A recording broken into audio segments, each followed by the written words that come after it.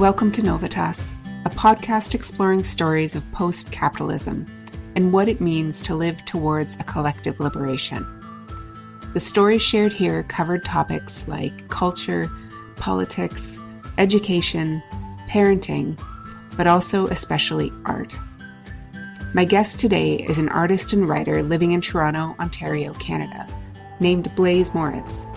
Blaise has published numerous works through independent publishing studios, but also self-published much of his own work. Blaise, in my mind, is first and foremost a poet, a zinester, and an artist, whose expansive work touches on topics of history, culture, capitalism, and more. Blaise is also, however, a connector, a community connector, and a connector of thought, bringing together both people and ideas, exploring culturally significant experiences of ideas and art to create thought-provoking pieces to share with the world.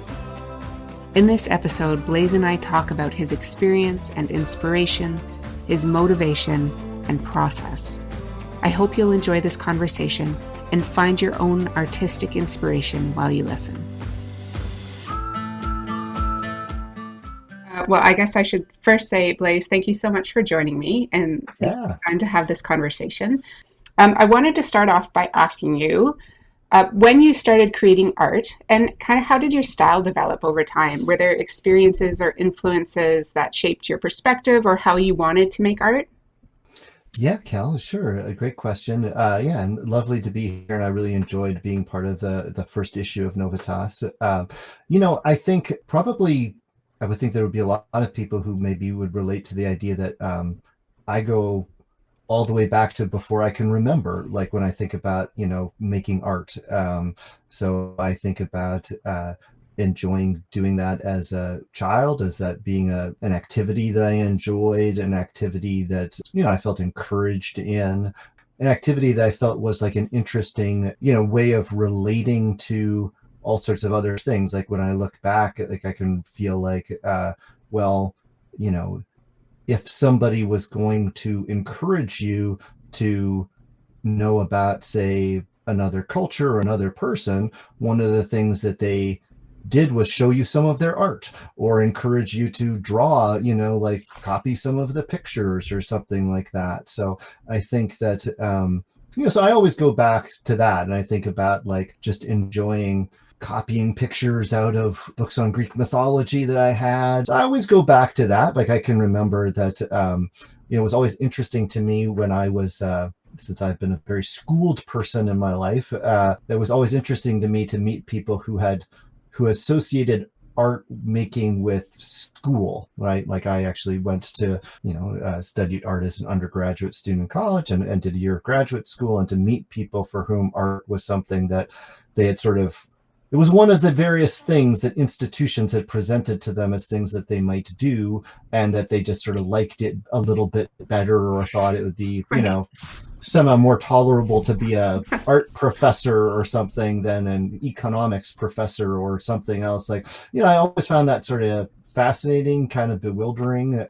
As I grew up, I was very interested in comic books because I think for me, when I encountered comic books, I think that I encountered them as an extension of how I liked to read. Right. So I love to read, but I was not I didn't take very immediately or very naturally to reading books without pictures. I don't know if it was just the comfort or the love of, reading books that had pictures as a child, but, so I don't know that comic books appealed to me because I particularly liked the stories, really when I look back at them and stuff, I sort of think like, I never particularly fantasized about those kinds of situations. Right. It wasn't or things like that. Yeah, no, I just kind of felt like, there's only so many Dr. Seuss books, and there's only, it was, I think, doing the grocery shopping when I found comic books. And I think, it was like, wow, look, there's stuff to read with pictures in it, and it's colorful. And so I think and I also think the idea that it was accessible, if I was paid, 10 cents to do my grocery run, then, after a couple of days, you could, like, I think at the time a comic book cost like 35 cents or something. And it was sort of fascinating to think about. And I think I go back there because I think that's still sort of a touchstone for me to think about, like, capitalism doesn't necessarily get to own all economic activity or the idea of a market or the idea of production or exchange. Like, these things exist in humanity and exist in history, like outside of the dimension of capitalism. And I think so to me, art is kind of associated a little bit with things like love of reading, love of pictures, and feeling like that those things could be accessible, could be shareable and stuff. And so I think that was a very definitive thing for me. I think for me, it goes all, that connection to it being sort of like a primal thing, a thing that's part of who you are is like very important to me. So yeah, for sure. That's really cool. And you touched on a lot of really cool things in there, and I'm going to circle back to some of them. Yeah, sure. I love the idea of comic books being outside of the system of capitalism. And I mean, there's the collectors, and there's the I guess the industry that has turned it very much into a marketable product. But I'm kind of the same way, where I grew up during the heyday of Archie comics. Sure. And so that was, you went to the grocery store and you would get the latest Archie comic. And I think it was a couple bucks, and it was like 100 pages worth of comics. And that was totally accessible for a young person that had a little bit of pocket change, right? And I think that's also why I'm very much drawn towards zine culture, because it really exists outside of that idea of, can I do this to make money, right? Sure. One of the reasons that I really fell in love with your comics and your, I guess, style of art, because it seems to tackle kind of these complex topics, or maybe ask complex questions through really simple statements. And the pieces that you submitted for the Novitas issue, I think really reflect this as well. Can you remind me what they're called? Oh, sure. I refer to them as zero songs. Zero songs. That's it. Yeah. I think there's something really cool about the combination of the abstract nature of the illustration that couples with this like abstraction of complex topics into really simple statements. And was that intentional? And where did you get that kind of inspiration as well, if so? Yeah, for sure. Yeah, I mean, definitely intentional, and thank you for picking up on that. I mean, I think it comes from a couple of things. An artist who had a very big influence on me is Jenny Holzer, the American artist who's probably best known for her long-running body of work, which are usually titled truisms. Barbara Kruger also, who did some similar kinds of work, but Jenny Holzer is known for these sort of short aphorisms, abuse of power comes as no surprise, and she would have all different ways of deploying them. I was in New York City not too long ago, and I always think when I walk through Times Square that I saw Times Square before it really got renovated, and there was a block of I guess what had formerly been like X-rated movie theaters, and they were derelict, but they had, Jenny Holzer had done an installation where her truisms were on the marquees, or she sometimes prints them out on like the cash register receipts at the gift shop if there's a gallery or museum that's having a show of hers or something. But so I think I was always fascinated by these kind of aphorisms, and I think I think I often notice them in other authors. Kafka and Beckett were authors that I liked in high school, and sometimes they have these short expressions or very sparse expressions. In recent years, though, I was really impressed by I guess two specific things. One was a wonderful Canadian artist named Marc Laliberté, who's long been associated with Carousel magazine, which bills itself as hybrid literature for mutant readers. Marc had a long-running feature called the 4-Panel Project, in which he encouraged people to experiment with a 4-panel cartoon strip as a sort of poetic form or poetic cartoon form. So that was definitely a big influence on me, seeing the different things that people have done with that. And then also, I think I was really struck by another wonderful Canadian artist, the long-running cartoonist Seth. I was very struck by him in a talk once, sort of musing about, I wonder if, I think I see comics more as like poetry with the the breaks between panels, the breaks between pages, like line breaks. I thought this was a very insightful comment and one that was resonant for me. But as somebody who was interested in outsider or oppositional kinds of art and was interested in like different ways of working with language and was very interested in poetry, like I sort of found myself thinking like, well, that's inspirational. Like, I wonder what kind of poetic language would really be appropriate to that. But I feel like a lot of cartooning that gets, sort of accepted, like I enjoy it very much. Like, it's sort of, but it's kind of comfortable a little. Right. So I found myself thinking about people who wrote like, like I thought about Jenny Holzer or people who are like outside of like literature. It's this very sparse, stripped down poetry. And so to me, there was something about that felt appropriate to the idea of like, okay, well, if a comic strip could be like a poem or could have a poetic dimension, it felt like something about that very stripped down kind of language. I think I was very interested also in the way that a panel could isolate, I mean, kind of like you see in a poem, like that a panel could isolate a word so that even a single word or a couple of words could have a resonance to them, which could be all their own. Even if they also made sense in the whole sequence, they could sort of suggest something by themselves too. So, so I was kind of interested in that. The way you use that single word sometimes in the juxtaposition of the art sometimes has an impact all of its own, even outside the context of the larger strip. That's really cool. I love hearing all of those different influences because they come from very different places, but I can feel them all in your art, which is really awesome. Yeah. Do you want to talk a little bit about Bardalicious and how that project came to be? Yeah, so Bardalicious is, a sequence of about 40 panels, and it's, like we were sort of talking about, they kind of function independently. They're almost look like Art Deco or sort of between World War I and World War II kind of illustrations or prints. And Bardalicious started as a poem, and it started as a poem about consumption and about, like, I think one of the things that I like most in poetry is the idea that expression can be liberated or sort of oppositional, is if its process of becoming and what it is are not like two separate things. Like, I feel like it's very mechanical or sort of quasi-industrial to sort of like come up with an idea and then kind of manufacture it, right? Like, oh, I know what my novel's about. Now I just have to like crank out the however many 100 pages, of like storytelling or something. Very institutional.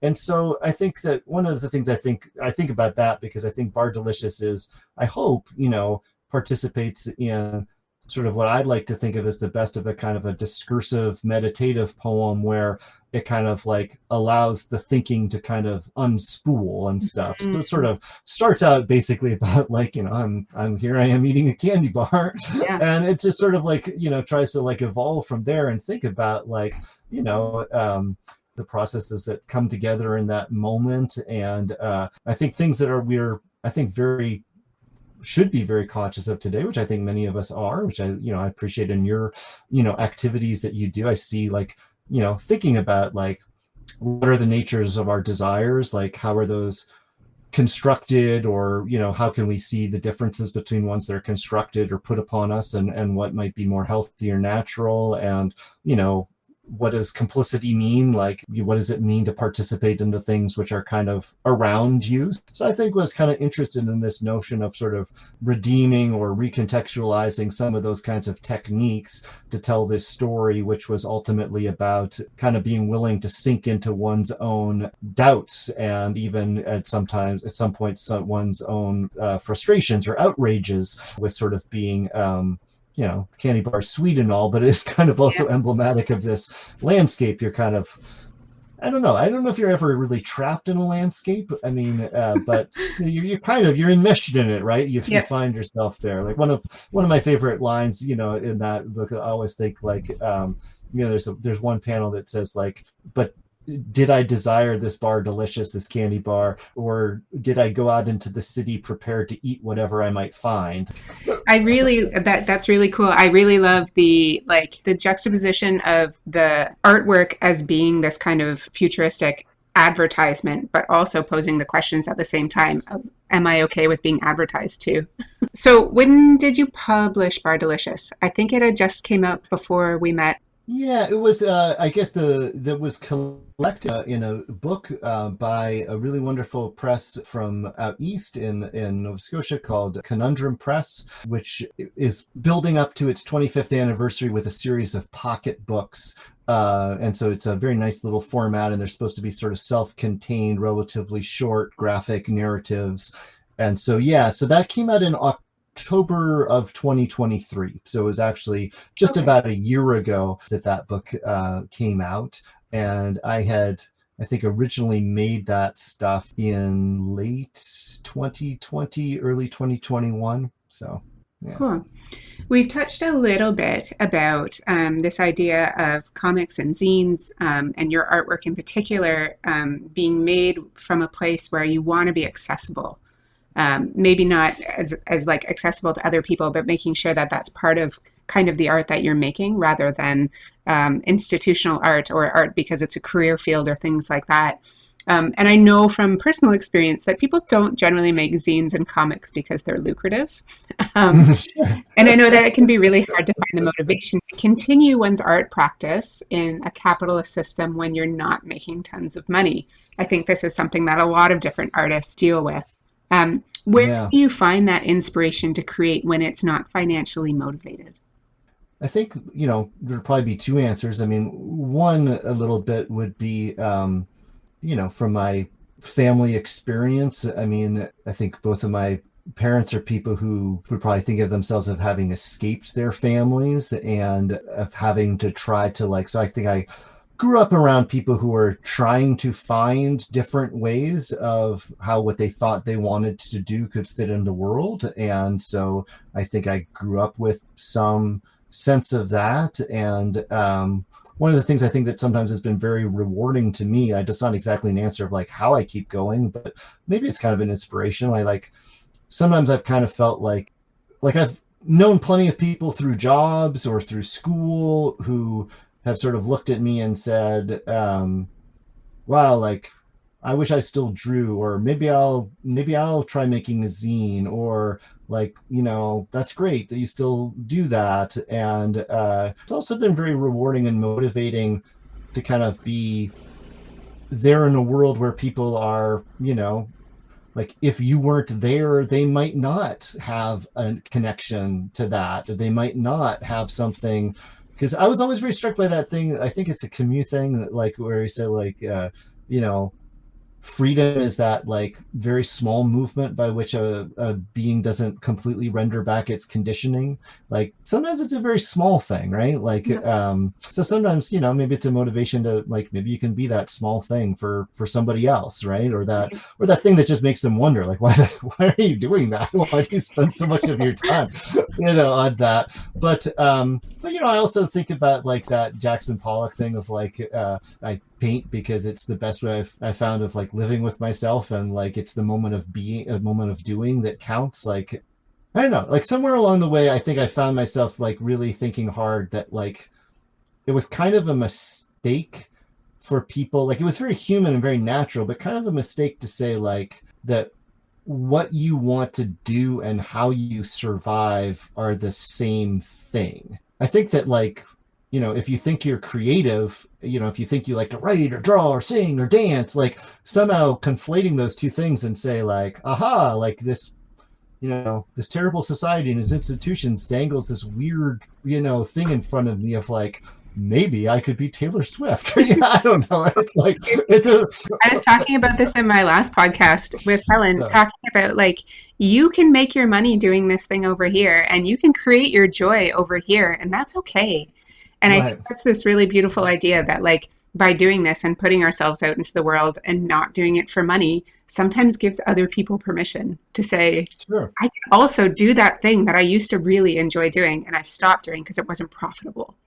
Yeah. So I think when you think about solidarity with other people, I think it's great and all. And I'm a firm believer in the idea that everybody can be an artist, or everybody can be expressive, or anybody, at the same time, I feel I don't see that as because that's a better use of your time than growing a vegetable or, like repairing a wall that needs to be repaired. So to some extent, I think if you expect solidarity with people, you kind of have to be in solidarity with them about everything, not just like, hey, let's all escape into a world where we like make zines all the time. Like,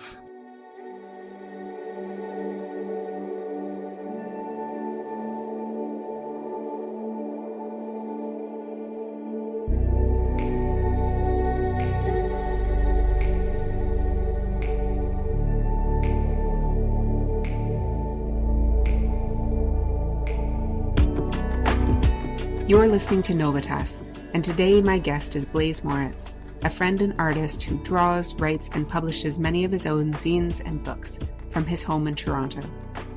As we mentioned, Blaise contributed some of his art to the first edition of the Novitas magazine, which was released in the summer of 2024. The next edition of the magazine is now underway and will be released this winter, so stay tuned for more details on the website at novitasmag.com or on Instagram at novitasmag. Now, back to the conversation.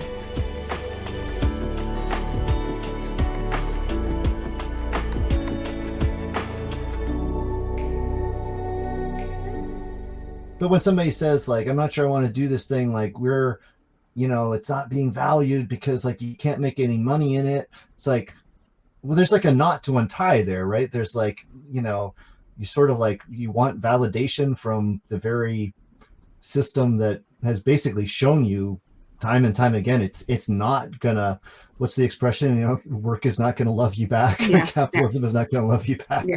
Like, so. Yeah.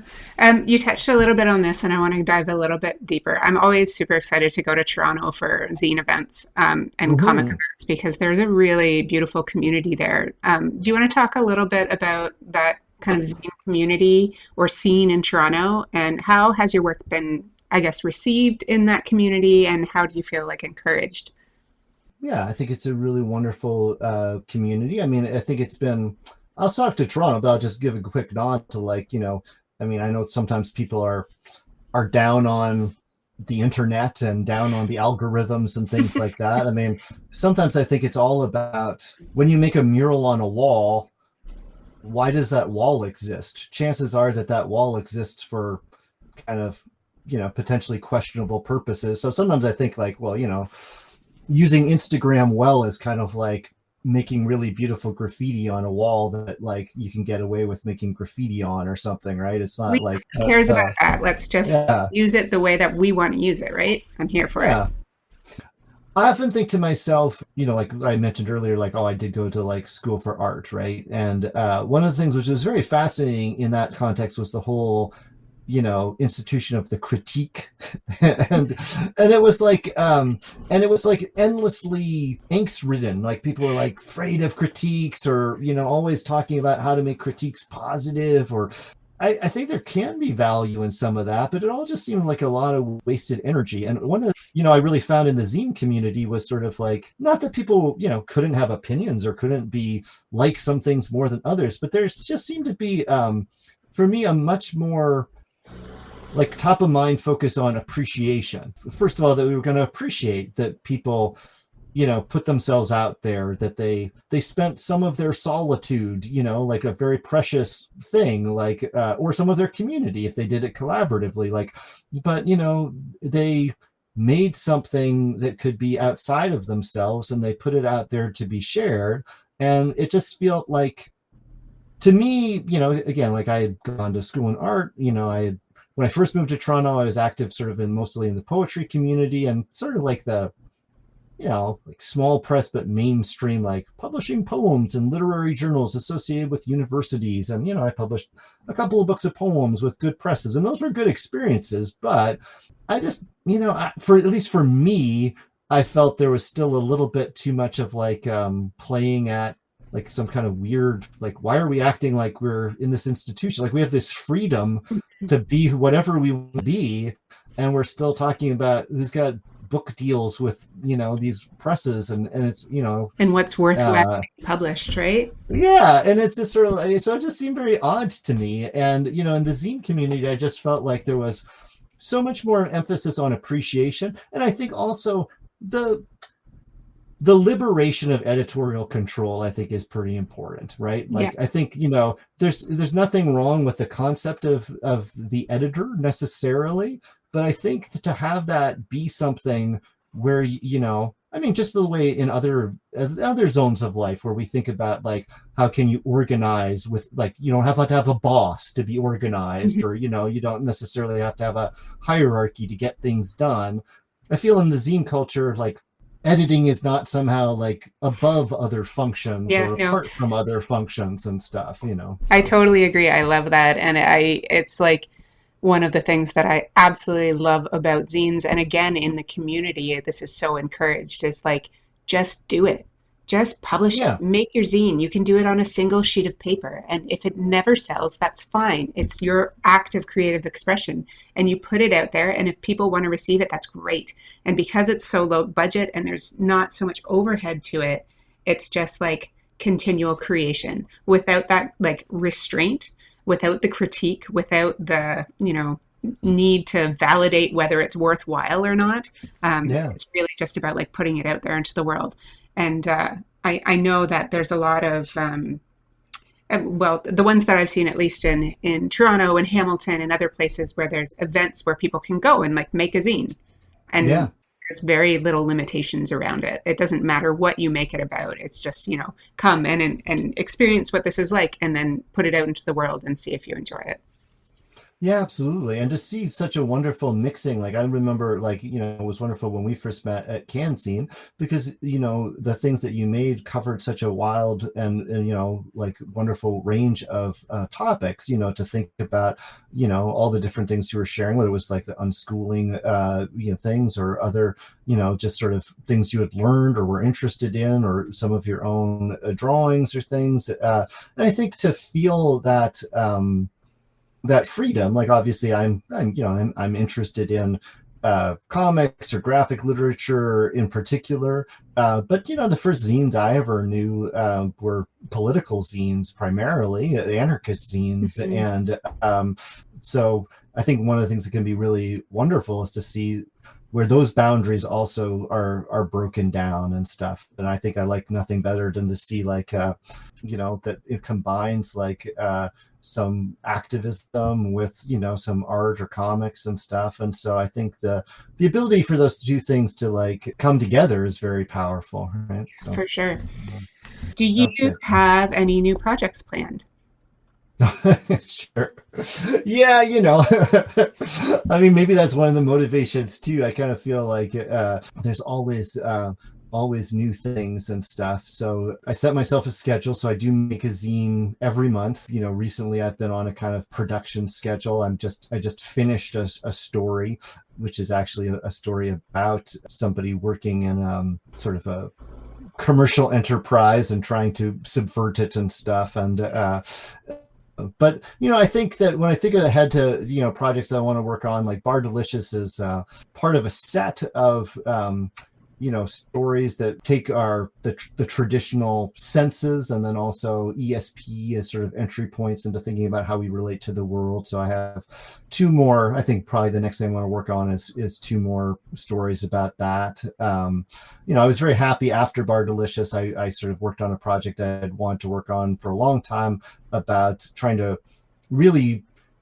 to some extent, not exactly cure myself of comics, but I'm always fascinated by this idea of like, do you liberate yourself from stuff? So I did this big project about, this one of the most famous American comic book artists, Jack Kirby, and sort of refashioning a lot of essays he wrote towards the end of his life when he was kind of bitter about his fortunes and trying to insist that he had all these big ideas he wanted to talk about. And so sort of taking those as a launching point. I sort of mentioned that because I think the thing I would like to do most next is I've had this long-term, and might be most interesting to Novitas listeners or readers, is like I got a chance to go to England when I was kind of small because my mom went there to do some research. And I remember this arc in my life of getting to go to England, and like I became very fascinated with London and stuff, and read a lot about it. And gradually it became a real focal point of my interest in urban renewal, because one of the big urban renewal projects was of East London. And then of the fascination of like East London, of working class London, and of it as a crucible of so many themes that have played out, you know, in sort of like Western narratives of like post-colonialism and, you know, capitalism and anti-capitalism. And so, you know, I found myself going back there specifically to the East and discovered this muralist, this person, Ray Walker, who was active in the late 70s and early 80s, and did a number of you know, large-scale political murals, some of which still exist. There's a project in my mind which is sort of about the history of my relationship to London and to this artist, and to work sort of more, you know, potentially more directly on some of these kinds of labor themes, political themes, because, you know, my own family is from sort of steel country in northeastern Ohio. Okay. And I think one of the things that's been fascinating to me in my life, which I think is always fascinating for people who are, I think, interested in our collective future, is like, from one point of view, that struggle was kind of lost. Like whole industries, whole communities were kind of destroyed.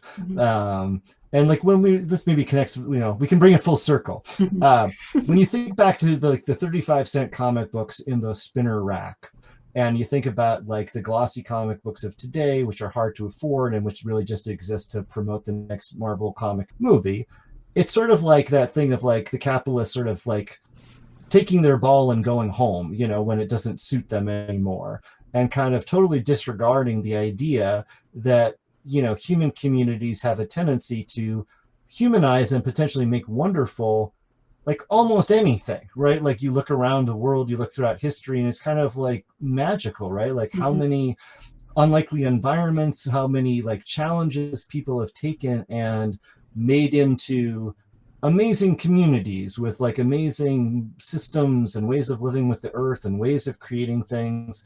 To me, I felt very sad for the idea that, like, you know, these people in England, kind of like the people of my parents' communities, like they needed for, you know, industry to figure out a way to be human and non-destructive, or something. They didn't need it to just get moved somewhere else and become a problem out of sight or something. And so, you know, to me, you know, so I don't know.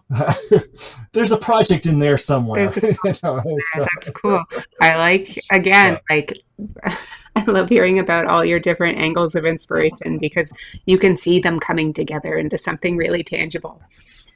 So I'm excited for that, whatever it may be, whichever direction it may go. But I think, the idea of accessible art mixed with political messaging is really a cool, and doing it outside of the capitalist motivation to make money is this truly liberatory practice where we are now spreading accessible messaging to more people out there in the world.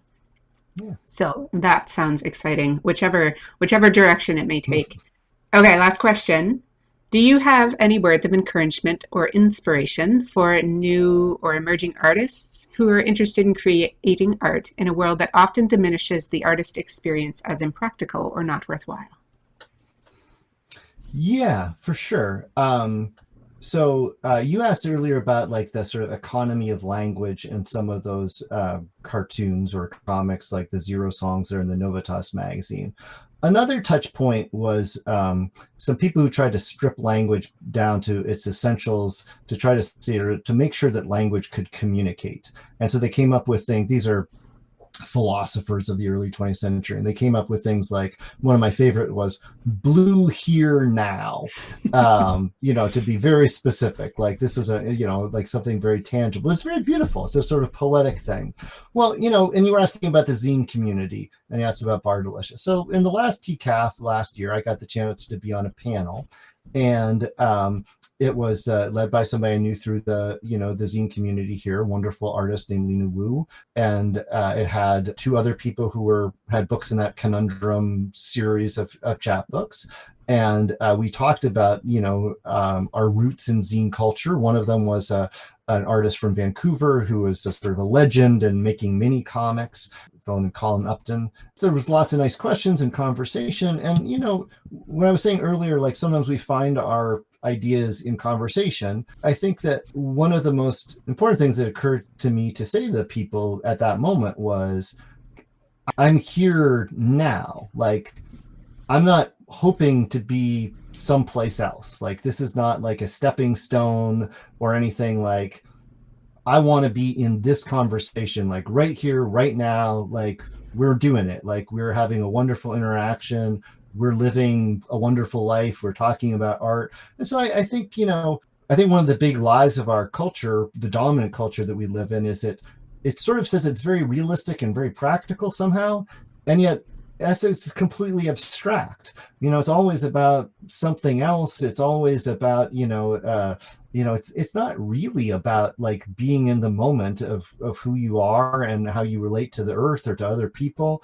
And so I would just encourage people to say like, well, just make it, because in that moment when you're making it, like you are authentically yourself, and you are, to some extent, like, there's a lot of different traditions or things you could situate it in, but if you want to know like what you could do to cure the earth, cure yourself, obviously there's lots of direct action, lots of different things you can do, but don't doubt that moment of indulging your solitude and your individuality and expressing that stuff, like that is a place where good things come from. Like the things that we don't like in the world, I don't believe they come from that moment. So I think if you let yourself dwell in that space, and if you think your creativity is like a moment of dwelling in that space, I think you're contributing to the good.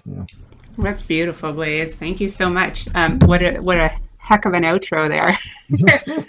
I think that's like good life lesson for anyone, regardless of whether they're making art or not, to be able to treat each moment as an end in itself and not a means to a further end, right?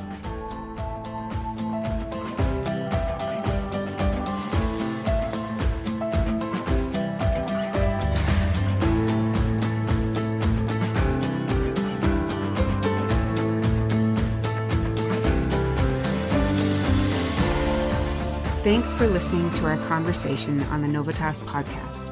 My name is Kel Smith, and I really enjoyed chatting with Blaise Moritz, an artist and writer from Toronto, Ontario. You can find more about Blaise on his website, blaisemoritz.com. That's BLAISEMORITZ.com, or on his Instagram account @Blaise Moritz, where you can see so much of his art online. As mentioned, Blaise published a pocketbook with Conundrum Press called Bardalicious, and I'll include a link to where you can purchase a copy of that book in the show notes. If you're interested in supporting this podcast, you can become a paid subscriber on the Substack account over at novitas.substack.com, where you'll find other podcast episodes alongside additional writing and thoughts around what it might mean to live outside a capitalist system. You can also follow along on our Instagram account @NovitasMag. Thanks for listening.